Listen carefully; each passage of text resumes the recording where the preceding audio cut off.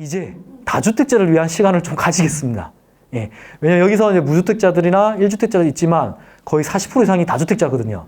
자, 이분들은 어떻게 해야 되느냐, 이제. 많이 고민스럽죠. 이제는 아파트가 쉽지가 않아요, 다주택자들은. 그리고 현재 이 세금 폭탄이잖아요. 법인은 그냥 무조건 12% 취득세, 종부세가 2채 이상부터 6%래. 그것도 유급공제도 안 해주고. 이러면은 어쩔 수 없이 저희는 다음 단계로 가야 됩니다. 자, 아니나 다를까 이미 알고 있어요. 이 아파트 시장이 힘들어지니 아파트의 대체품을 찾게 되는 거야. 자, 예를 들어서 그런 거 있잖아요. 소고기가 뭐 미국 예전에 광우병 터지니까 어떻게 되나요? 뭐 한우도 먹지만 그게 아니라 돼지고기를 또 찾게 되죠. 그럼 돼지고기가 또 오르는 거예요. 그럼 돼지고기가 열병이 걸려. 이러면 닭고기라든지 오리고기라든지 이런 대체들이 또 오르잖아요. 이렇게 보면 아파트와 가장 흡사한 게 뭘까? 오피스텔. 어떤 오피스텔? 아파트의 대용이 되는 투룸 이상의 오피스텔을 보셔야 되는 거예요. 원룸은 거의 시세 차익이 아닌 월세용이에요. 저도 뭐 오피스텔 몇 개 가지고 있지만 그냥 시세 차익이 아니라 원룸은 그냥 수익률이 좋은 거야. 매매가가 싸니까. 근데 원룸 오피스텔을 실거주로 사시는 분 있나요? 잘 없을 거예요.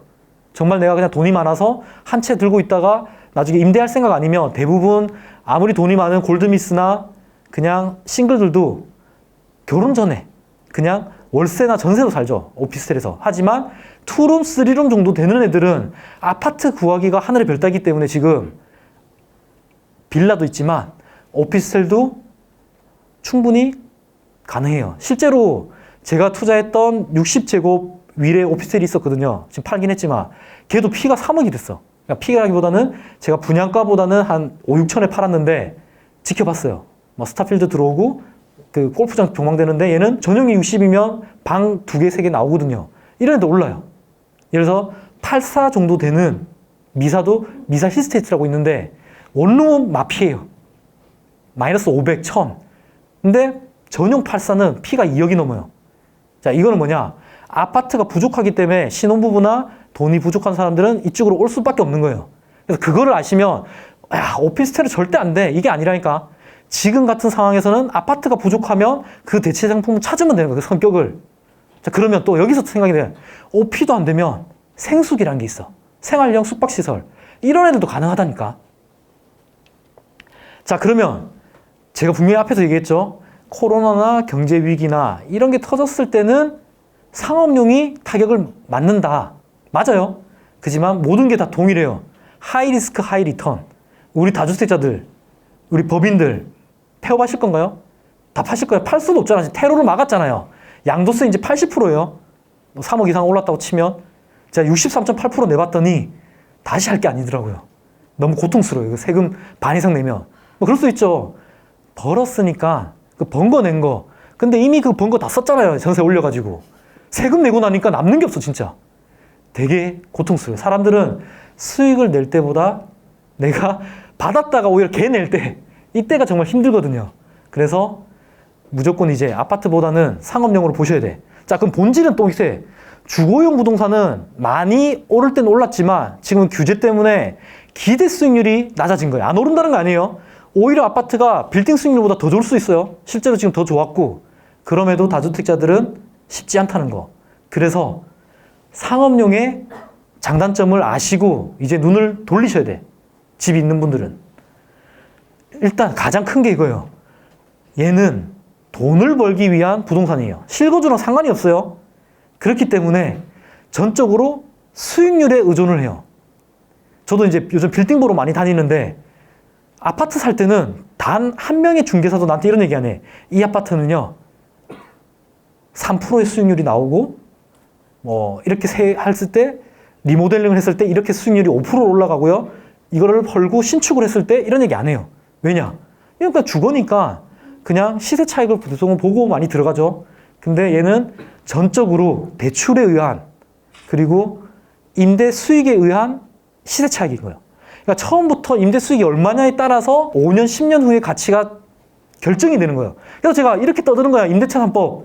이거 처음에 내가 잘못 세팅해서 시세가 3억, 4억 하는 전세를 2억에 전세 세팅하는 순간 만에 하나 내가 중간에 팔아야 되면 못 판다.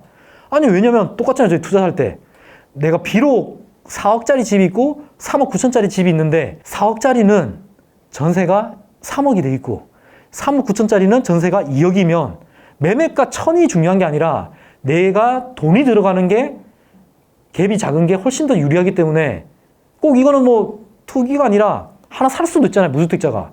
그랬을 때 수요가 훨씬 더 커지잖아요. 갭이 적었을 때가. 근데 상업용은 뭐라고 보시면 되냐고, 오히려 수익률이 높았을 때 수요가 훨씬 더 많아지는 거예요. 예를 들어서 노령의 은퇴를 하고 내가 월세 세팅을 해서 이제 일을 안 하고 월세를 통해서 따박따박 생활비를 내는 사람들, 5%짜리 상업용 빌딩이나 상가랑 2%짜리를 내가 받았을 때 2배 넘게 차이가 나는 거죠. 월 소득이. 그리고 팔 때도 문제가 되는 거예요. 그래서 5%짜리가 10억을 받으면 수익률 2%, 3%짜리의 상업용 부동산은 5억, 6억밖에 못 받는 거예요. 아니면 아예 땅이 엄청 좋은데 건물이 오래돼서 수익률이 낮았다. 이런 애들은 거래가 되죠. 헐어서 새로 지으면 수익률이 5%, 6% 이상이 올라가는 거 알기 때문에 그게 아닌 이상은 수익률이 절대적으로 중요하다. 그리고 상업용을 꼭 해야 되는 이유는 대출이에요. 상업용은 오피스텔도 아직도 60%, 70% 되고요. 상가랑 빌딩은 80%, 90%까지 대출이 나와요. 이건 뭐 이금융이긴 하지만 새마을금고, 근데 있죠. 신협. 이런 데는 8, 90%까지 나온다니까요. 90은 이제 요즘 안 나오긴 해요. 그 건물주의 신용까지 보더라고, 최근에는. 은행들도 눈치를 보지만 일반적으로 6, 70%는 충분히 대출이 나옵니다. 자, 그래서 소액으로 가능한 아파트의 상품은 아까 말씀드렸죠. 2룸, 3룸의 오피스텔. 이왕이면 대체재가 많이 안 나오는 상업지역들에 있는 오피. 뭐 역삼동이라든지 여기 삼성동이나, 근데 좀 비싸긴 하겠죠. 그지만 좀 더 안전하다. 뭐 교대 이런 데. 그리고 여의도 영등포. 여전히 매력적이에요. 또한 새 오피스텔이나 새 아파트가 들어올 수 없는 청계천이나 종로, 경복궁 자이 근처, 거기 어디죠? 서대문역 근처, 이러한 도심 지역들의 오피나, 그리고 이제 신도시 중에서도 그 역에서 한 5분 안에 있는 투룸, 쓰리룸은 여전히 매력적이에요. 자, 그리고 이제 지식산업센터로 들어보셨나요? 예전에 아파트형 공장. 얘는 그거예요. 그냥 성수동 보시면 돼요. 성수동이랑 지벨리, 가상, 구로, 디지털 단지. 여기는 그냥 성격 자체가 뭐 스타트업도 있고, 아직도 뭐 간에 수내업 하는 거 있잖아요. 뭐 신발을 장인들이 만들고 막 이런 데 보면 거의 다 성수동, 또는 IT 뭐 앱 개발하고 이런 애들은 구로, 뭐 이제 강남도 당연히 들어가겠죠. 근데 이제 마곡도 오피나 지식산업센터로 나쁘지 않다. 자, 그리고 마지막으로 이제 생수기예요. 얘는 그냥 오피에서 한 번 더 갔다 생각하면 돼. 당연히 더 위험하겠죠. 주거가 많이 떨어지니까. 그렇지만 얘도 그렇게 많이 해요. 지식산업센터를 지으면 그 옆에 기숙사라고 있어요. 그게 생수기예요. 최근에 뭐 자이라고 별내 쪽에 하나 들어와요. 이런 애도 아마 대기 수요 엄청날 거예요. 그 옆에 힐스테이트가 이미 피가 1억이 넘어가거든요. 생수기. 되게 생소하죠. 하지만 만약에 내가 투자금이 뭐 1,000, 2,000, 뭐 5,000, 1억 이런 소액이라고 하면 이러한 세계의 상업 또는 뭐 이거 당연히 오피는 주거로도 쓸 수는 있긴 해요. 하지만 일단 취득세 자체가 다주택자들은 그냥 4.6% 그대로니까.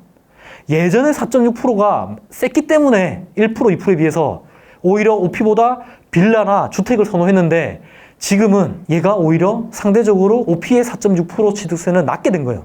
그리고 만약에 업무용으로 한다면 종부세도 없기 때문에 또 매력적이죠. 또 오피의 장점은 하나를 가지고 있어도 청약을 넣을 수가 있어요.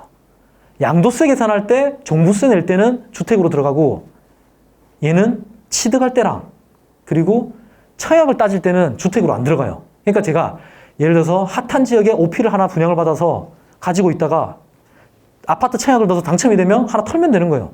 대출 때문에. 그러니까 이것도 나름의 이제 틈새가 된다는 거죠. 자, 결국은 이거예요. 다주택자들은 뛰어넘어야 돼. 절대 아파트로 투자해서 큰 부자는 없어요. 진짜. 저도 아파트만 했지만 한계가 보이더라고요. 계속 규제하고 세금 내고 이거 신경 쓰는 시간에 차라리 사업에 더 집중하고 똘똘한 꼬마 빌딩이라도 하나 가져가는 게 앞으로 한 번 더 레벨업을 할 수가 있다는 거죠. 그래서 이제 아파트는 잊으셔야 돼.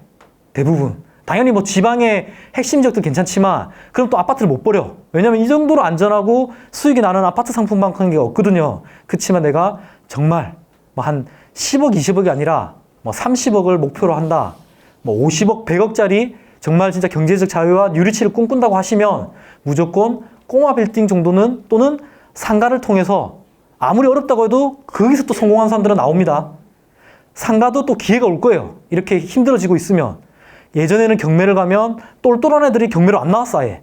버틸만 하니까 이제 향후 6개월에서 1년 이상 이렇게 지속되면 상가 우량 매물들이 쌀 때 나와요. 그럼 이때 이제 줍줍을 하면 나중에 경기가 회복이 됐을 때 현금 흐름을 만들 수 있기 때문에 오히려 아파트보다 훨씬 더 가치가 있을 겁니다. 자, 그리고 이게 중요해요. 빌딩은 고난이도잖아요. 정말 대출이 중요해요. 그래서 은행 지점장이랑 친해야 돼. 지점장이 안 되면 대출 팀장 정도, 부지점장 정도는 계속. 그러니까 사람들이 그거예요. 당장에 내가 그 수익과 이익을 쫓기 때문에 돈만 따라다녀, 사람들은.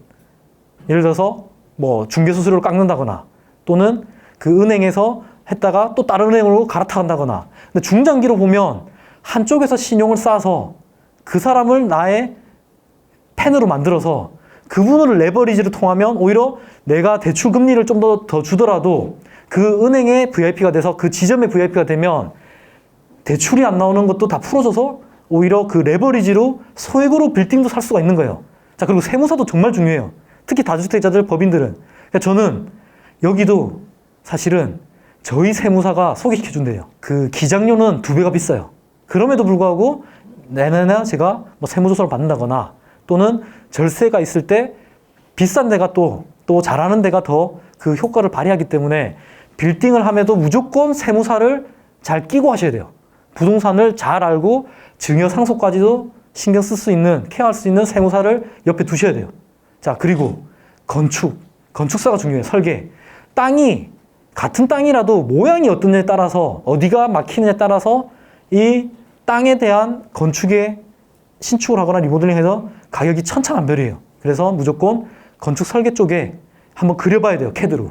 그러니까 이것도 아무데나 그냥 하는 게 아니라 이왕이면 거래를 했던 계속 신뢰 속에서 지냈던 그런 쪽에 부탁을 해야 뭐 당연히 뭐 한두 번 정도도 부탁을 하고 또 유료로도 드리고 그렇게 호흡을 맞추셔야 됩니다.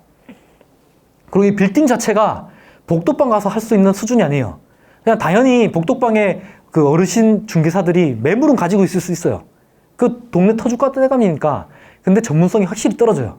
그래서 오히려 최근에는 뭐 글로벌 컨설팅 회사라든지 또는 뭐 빌사남이나 젊은데 역량도 갖추고 마케팅도 되고 MD가 중요한 시기예요. 이제는 뭐냐, 가치를 만들어내야 돼. 건물주가 이 1층에서 월세 200을 받는데 이거를 어떤 업종을, 특히 코로나가 터지고 저성장이 이어지는 이러한 시기에 온택트, 온라인으로 먹고 살아야 되는 이 시기에 어떤 MD를 넣었을 때 여기에 월세를 더 받고 향후에 이 건물의 가치를 올릴 수 있느냐. 그래서 요즘에 보면 백화점에 가면 1층에 원래 명품이 들어갔잖아요. 최근에 있는 백화점들은 1층에 맛집 들어가 있어요. 그러한 맛집들은 백화점에서 모셔가요. 워낙 온라인에서도 유명하고 줄 서서 먹는 맛집들, 이런 애들이 들어가는 순간 그 백화점의 유동객이 늘어나고 찾아온다는 거죠. 위치가 좀 떨어지더라도. 그래서 건물은 무조건 중개, 세무, 건축, 은행과 절묘한 한 팀을 잘 만들어서 진행을 하셔야 됩니다. 자, 실제로 제가 찾아봤어요. 그래서 올해 5월, 6월부터 해서 데이터를 봤더니 상반기에 오히려 6% 이상의 거래가 증가를 했어요. 빌딩은. 저는 좀 의아했어. 야, 내가 알고 있는 상식은 코로나가 오고 경기가 어려워지면 건물이 오히려 공실이 많이 나오고 가격이 떨어져야 되는데 안 떨어져요. 지금 제가 3개월 동안 빌딩을 보러 다니는데 나오지가 않아요. 나와도 강남권에 있는 빌딩들은 한 달 안에 다 팔려 그냥. 오히려 저 같은 사람들, 어중쩡한 이 아파트 부자들은 이제 그 위를 보기 시작한 거죠. 유동성. 금리 얘기했죠? 금리만 보시면 돼. 지금 같은 저금리 시대는 100억짜리 빌딩을 20억으로 살 수가 있어요, 지금은. 근데 금리가 오르면 어떻게 될까요? 그 80억을 대출받았다가 2%였던 금리가 4%가 되면 80억에 대한 이자를 2배를 주게 되잖아요. 그래서 제가 금리를 정말 신경을 많이 쓰라고 한 겁니다. 결국은 이거요, 저처럼 이러한 아파트에서 떠나서 풍선으로 가는 이 상위 레벨의 아파트 투자자들 그동안에, 두 번째는 저금리를 통한 돈이 갈 데가 없어. 우리가 가계부채만 얘기하지만 사실상 시중에 떠도는 돈이 1,000조가 넘어요. 그만큼 부자들이 많다니까요. 그리고 이미 기업들은 이 위기를 알기 때문에 오히려 리츠에 투자를 한다거나 오히려 땅을 그냥 사고 있잖아요. 4억을. 사업에 투자를 할 바에 차라리 부동산에 가져간다. 지금 여기 바로 뒤에 한전자리. 왜 현대가 이렇게 글로벌 경제에 힘들고 경쟁이 치열한 시기에 수소차에 투자를 안 하고 전기차에 투자를 안 하고 10조가 넘는 거액을 땅을 샀을까요? 남는 건 땅이라는 걸 아는 거죠. 이 10조를 R&D에 투자하는 것보다 금싸라기 삼성동 땅을 사는 게 이 기업의 연속성을 위해서는 더 낫다고 판단한 거예요. 그러니까 삼성이 한 8, 9조 쓸까 봐 그냥 정몽구 회장이 10조 이상 질러라 한 거잖아요. 실제 지금 가치가 20조가 넘어간대요. 자, 이 말은 결국은 땅을 확보한 사람만이 뉴리치, 슈퍼리치가 된다는 거죠. 자, 이거 실제 제가 이 매물을 소개를 받았어요. 홍대 인근에, 자, 서교동 빌딩인데 이미 은행 지점장의 얘기가 끝났어. 갭이 20억이면 이 110억짜리 빌딩을 내 거로 만들 수가 있어요. 공실이 하나도 없어요. 수익률도 3% 이상이 나와요. 예전에는 강남 제외하고 대부분 강북은 5% 이상의 수익이 났거든요. 근데 지금은 저금리 시대에 3%만 나도 거래가 돼요, 지금. 자, 얘는 112억인데 대출이 80%가 나와요.